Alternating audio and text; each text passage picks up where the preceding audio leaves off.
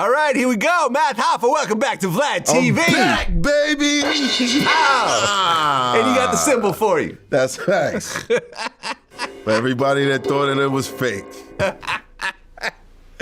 Let you know when I'm here, it's going to be real. That's right. And you about to see me on My Expert Opinion. Yes, of course. You know, we know how we do this. Yeah. You about to see me on there? Right. Breaking my silence on a few different things.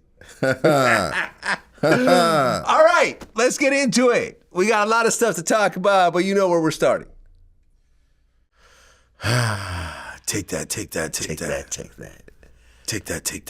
As we speak, as you're drinking your caramel macchiato.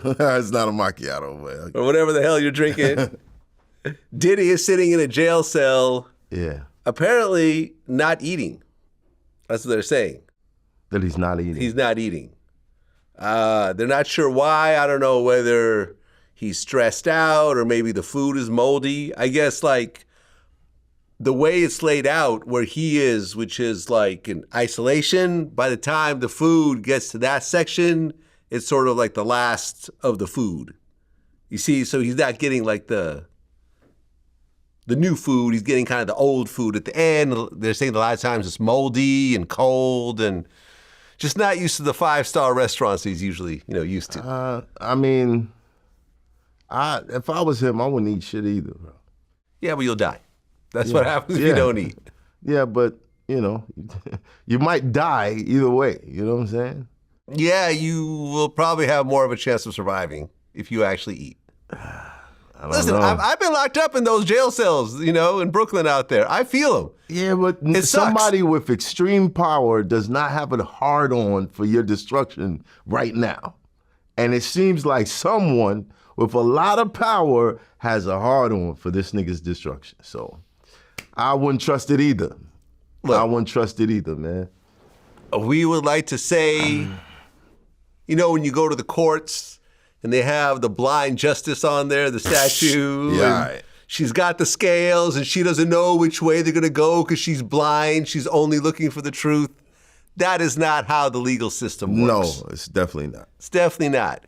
And law enforcement, especially when it comes to high profile people, has always been reactionary, not proactionary. Meaning, if you're all over the media for a bunch of alleged crimes and people are filing lawsuits and alleging this and alleging all these crimes and abuse and trafficking and there's documentaries being made about you, there's a pretty good chance that you're going to catch a case. So basically we're saying there is a witch hunt formula. Yeah. Now. Yeah, always has been. People can stir it up. Yes. And by the time, that brew is finished, so are you, basically. Well, I'll say this. I would say with confidence that if Cassie lawsuit wasn't filed and we got to see all those details, if he had settled that lawsuit and it was never publicly filed where we could see the entire write-up. No, he settled it. No. He settled it after she filed. That's why we got to see. You're saying it was private before?